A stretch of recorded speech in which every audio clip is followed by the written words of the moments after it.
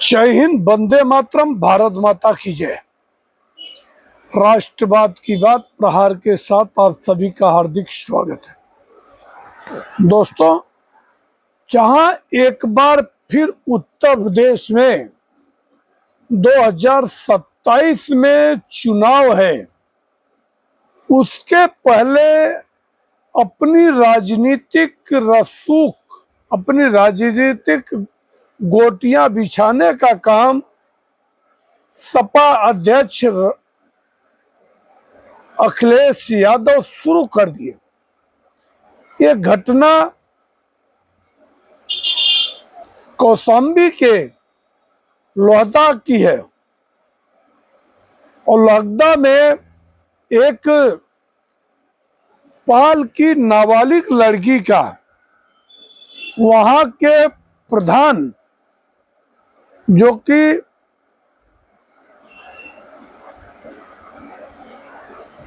भूप नारायण पाल है, वो उसकी लड़की की मां को कुछ पैसे का झांसा देकर एक गरीब ब्राह्मण की जमीन खुद कब्जाना चाहते हैं।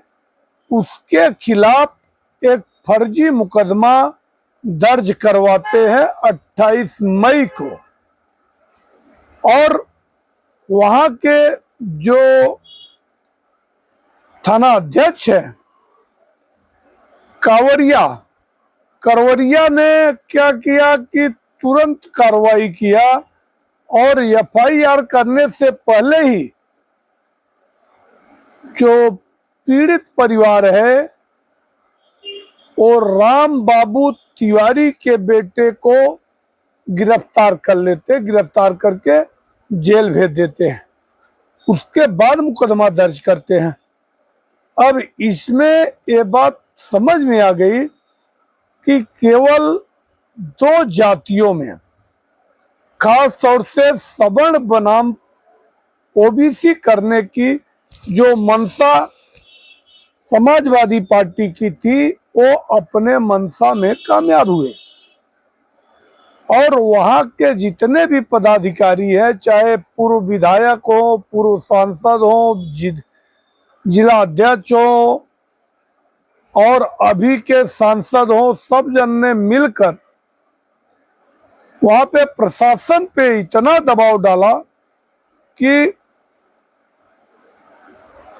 राम बाबू तिवारी के बेटे को जबरदस्ती जेल में डाला जाता है और फर्जी मुकदमे में। और उसके 3-4 दिन बाद राम बाबू ने पुलिस से ज्यादा रिक्वेस्ट किया, बोला मेरा लड़का निर्दोष है, उसे सिर्फ फंसाया जा रहा है और खास तौर से मेरी जमीन कब्जा करना चाहते हैं भूप नारायण पाल। मगर सपा के राजनीतिक रसूख की वजह से, उनके दबाव की वजह से प्रशासन ने इनके बेटे को जेल में डाल देता है।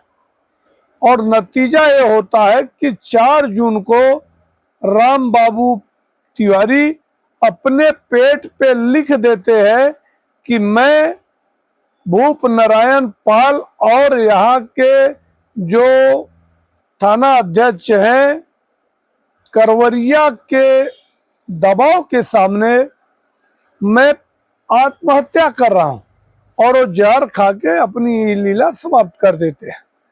इसके तुरंत बाद फिर जितने बगल अगल के जितने ब्राह्मण संगठन हैं सब एकजुट होते हैं और वहां पे एनएस जो राष्ट्रीय मार्ग है उसका घेराव करते हैं। मगर वहां की स्थानीय प्रशासन उनके ऊपर लाठीचार्ज करती है और लाठीचार्ज करके लोगों को उनके ऊपर फर्जी मुकदमे भी लिखाए जाते हैं, जितने लोग इन्वॉल्व हैं। बाद में सभी संगठन, ब्राह्मण संगठन मिलकर एक ज्ञापन देने जाते हैं और वो सीधे कहते हैं कि अब लड़ाई ब्राह्मणों की होगी। और यही तो अखिलेश चाहते भी थे कि ब्राह्मण बनाम पाल का हो जाए। अब ये पाल समाज आज जिस हिसाब से उस लड़की के पीछे खड़ा हो रहा है और एक ब्राह्मण बनाम पाल की जो रणनीति बना रहा है, ये पाल उस समय कहा था जब राजू पाल की हत्या हुई थी, और राजू पाल के जो प्रत्यक्षदर्शी से जिसको अतीक अहमद मरवा देता है, जब वो पाल की हत्या के बाद सारा पाल समाज क्यों एकजुट नहीं हुआ? तब उस समय योगी आदित्यनाथ बड़े सदन में कहा था कि माफिया को मिट्टी में मिला दूंगा, और उन्होंने पाल समाज को न्याय दिया। यहाँ तक कि अतीक अहमद इस दुनिया में नहीं है। तो मैं पाल समाज से अपील करना चाहता हूँ कि दोषी अगर कोई भी है, अगर प्रशासन सिद्धार्थ तिवारी को क्लीन चिट दे रही है, तो प्रशासन के आगे आपको और ऊपरी लड़ाई लड़नी है तो आपको आगे जाना चाहिए। मगर ये ब्राह्मण बनाम ओबीसी की राजनीति नहीं होनी चाहिए। अन्यायी किसी भी जात समाज के हों, उनके ऊपर कठोरतम कार्रवाई हो, मगर कोई भी निर्दोष व्यक्ति देश में न चला जाए, जेल न जाए, उसका करियर न खत्म हो। क्योंकि राम बाबू तिवारी जो एक प्रतिष्ठित व्यक्ति थे, अब वो इस दुनिया में नहीं है।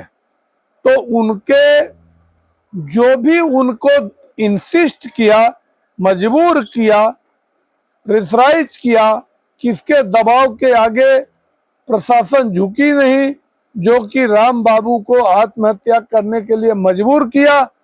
मैं अपील करता हूं कि सारे दोषी, जैसे अभी जो भूप नारायण पाल है वो भगोड़ा हो गया है, उसके ऊपर 25,000 का इनाम भी रखा है।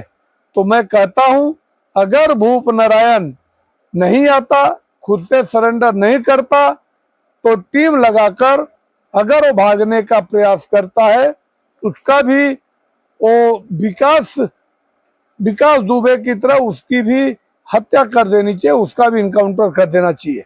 क्योंकि अपराधी अगर हमारे समाज में अपराध को अंजाम देंगे, उनके ऊपर अगर अंकुश नहीं लगेगा, आने वाले समय में ये